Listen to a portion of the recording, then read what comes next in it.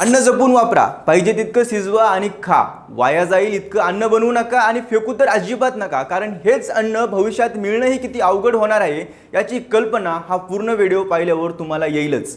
तुम्हाला, मला, आपल्या राज्याला किंवा देशाला नाहीतर अख्ख्या जगावर हे अन्न संकट वाढवणार आहे. हे मी सांगत नाहीये, तर याबाबत गंभीर इशारा दिलाय संयुक्त राष्ट्राच्या अन्न आणि कृषी संघटनेनं म्हणजेच FAO ने. जगासमोर पुढच्या 6 महिन्यात मोठ्या अन्न संकटाचा धोका उभा असल्याचं या संघटनेनं म्हटले. नेमकं काय आहे अख्ख्या जगासमोरचा अन्नाचा धोका आणि पुढच्या 6 ते 12 महिन्यात कोणत्या जीवनावश्यक वस्तूचे दर गगनाला भिडू शकतात, सरकार या संकटाचा सामना करण्यासाठी कोणत्या उपाययोजना करत आहेत, सगळं सांगतो. व्हिडिओ शेवटपर्यंत पहा. नमस्कार, मी अमोल जाधव आणि तुम्ही पाहताय लगाव बत्ती. मध्य पूर्वेतील वाढत्या संघर्षामुळे हॉर्मुझ सामुद्रधुनीतील परिस्थिती अजूनही तणावातच आहे. पण आता हा तणाव केवळ युद्धापुरता मर्यादित राहिलेला नाहीये, तर दिवसेंदिवस त्याचे तीव्र परिणाम जागतिक अर्थव्यवस्थेवर होताना दिसत आहेत आणि त्यातून अन्न सुरक्षेचा प्रश्न आता निर्माण झालाय. त्याचा मोठा फटका थेट तुमच्या आमच्या स्वयंपाकघराला बसण्याची भीती व्यक्त केली जाते. FAOच्या मते हॉर्मुझ सामुद्रधुनीतील अडथळे हे केवळ जहाज वाहतुकीतील तात्पुरतं संकट नाहीये, तर जागतिक पुरवठा साखळीला हादरा देणारी मोठी आर्थिक आपत्ती आहे. यामुळे पुढील 6 ते 12 महिन्यात अन्नधान्याच्या किमती प्रचंड वाढू शकतात आणि अनेक देशांमध्ये अन्न टंचाईची स्थिती निर्माण होण्याची भीती व्यक्त केली जाते. जगातील सर्वात महत्त्वाच्या सामुद्री धोनीपैकी एक असलेल्या हॉर्मुझ सामुद्रधुनीभोवती निर्माण झालेल्या संकटामुळे आता संपूर्ण जगाला महागाई आणि अन्न टंचाईच्या धोक्याचा सामना करावा लागू शकतो, असा गंभीर इशाराही संयुक्त राष्ट्राच्या अन्न आणि कृषी संघटनेनं म्हणजेच FAO ने दिला आहे.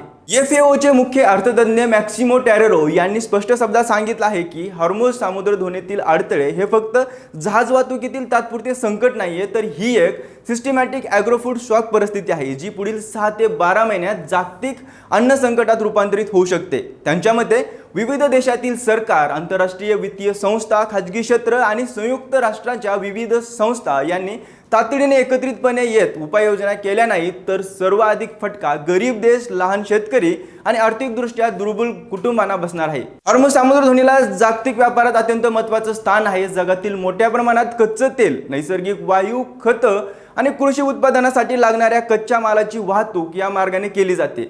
FAOच्या माहितीनुसार या मार्गातून मोठ्या प्रमाणात युरिया, ओमिनिया आणि फॉस्फरेट यासारखे खतं वाहून नेली जातात. त्यामुळे या मार्गात अडथळे निर्माण झाल्यास त्याचा थेट परिणाम ऊर्जा क्षेत्रावर आणि त्यानंतर शेती व्यवस्थेवर होणार आहे.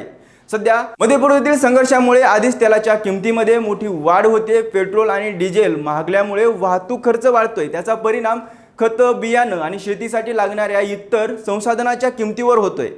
FAOच्या मते खतांच्या वाढत्या किमतीमुळे अनेक शेतकरी खतांचा वापर कमी करू शकतात किंवा कमी खर्चिक पिकांकडे वळू शकतात. त्यामुळे गहू, मका आणि इतर धान्याचं उत्पादन घटण्याची शक्यता आहे.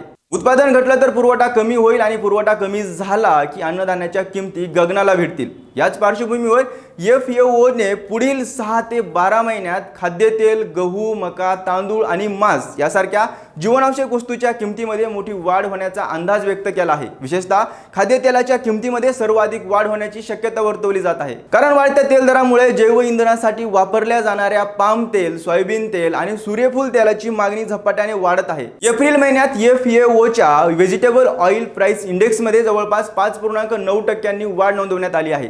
गहू आणि मक्याच्या किमतीमध्येही सातत्याने वाढ होत असल्याचं FAOच्या अहवालात नमूद करण्यात आलंय.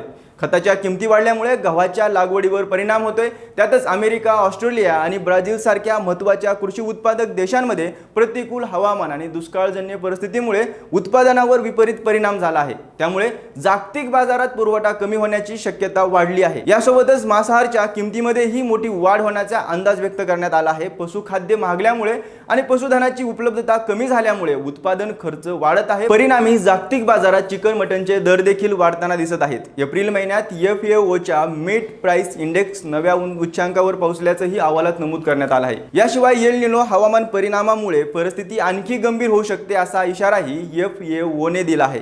एल निनोमुळे अनेक देशांमध्ये दुष्काळ आणि अनियमित पाऊस आणि पिकाचं नुकसान होण्याची शक्यता आहे. आधीच वाढलेलं इंधन आणि वाहतूक खर्च, त्यात हवामान बदलाचा फटका यामुळे जागतिक अन्न सुरक्षेवर दुहेरी संकट निर्माण होऊ शकतं. FAOच्या फूड प्राइस इंडेक्सनुसार एप्रिल महिन्यात जागतिक अन्न किंमत निर्देशांक सलग तिसऱ्या महिन्यात वाढला आहे। ऊर्जा खर्चातील वाढ आणि मध्य पूर्वेतील संघर्षामुळे निर्माण झालेल्या वाहतूक अडचणी यामागची मुख्य कारणं असल्याचं स्पष्ट करण्यात आलं आहे।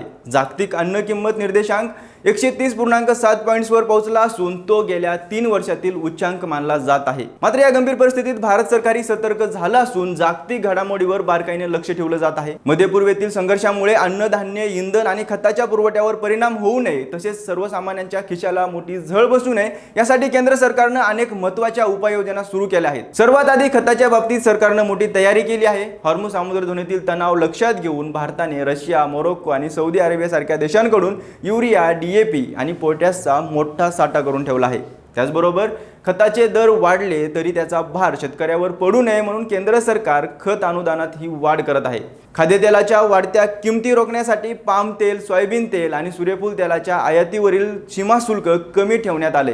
तर दुसरीकडे national mission on editable oils अंतर्गत देशांतर्गत तेलबिया उत्पादन वाढवण्यावर भर दिला जात आहे। अन्न सुरक्षेसाठी सरकारनं गहू, तांदूळ आणि साखरेच्या निर्यातीवर काही प्रमाणात निर्बंध कायम ठेवले आहेत। तसेच बाजारात दर वाढले की FCIच्या साठ्यातील धान्य खुल्या बाजारात विक्रीसाठी आणलं जात आहे। भारत आटा, भारत तांदूळ आणि भारत डाळ यासारख्या योजनेमधून सामान्यांना स्वस्त दरात अन्नधान्य उपलब्ध करून दिलं जात आहे।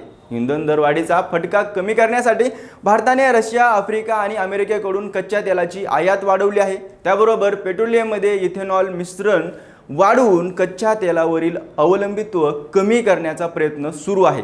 दरम्यान वाढत्या महागाईवर RBI ही कडक नजर ठेवून आहे। अन्नधान्य आणि इंधन दरामुळे महागाई नियंत्रणाबाहेर जाऊ नये यासाठी व्याजदर आणि पतधोरणाच्या माध्यमातून परिस्थितीवर लक्ष ठेवलं जात आहे। थोडक्यात सांगायचं झालं तर मध्य पूर्वेतील संकटामुळे जागतिक बाजारात जरी मोठी अस्थिरता निर्माण झाली असली तरी भारत सरकार अन्नधान्याचा बफर स्टॉक, खतावरील अनुदान, इंधनासाठी पर्यायी स्त्रोत आणि भारत ब्रँड सारख्या योजनांच्या माध्यमातून सर्वसामान्यांना दिलासा देण्याचा प्रयत्न करत आहे।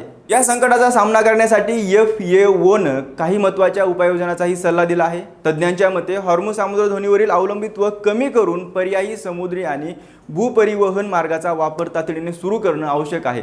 विशेषतः सौदी अरेबिया आणि लाल समुद्र मार्गाचा वापर वाढवण्यावर भर देण्यात आला आहे। तसंच धान्य, ऊर्जा आणि खताच्या निर्यातीवर निर्बंध लावू नयेत असं आवाहनही करण्यात आलं आहे। कारण निर्यात बंदीमुळे जागतिक बाजारपेठेत आणखी तुटवडा निर्माण होऊ शकतो।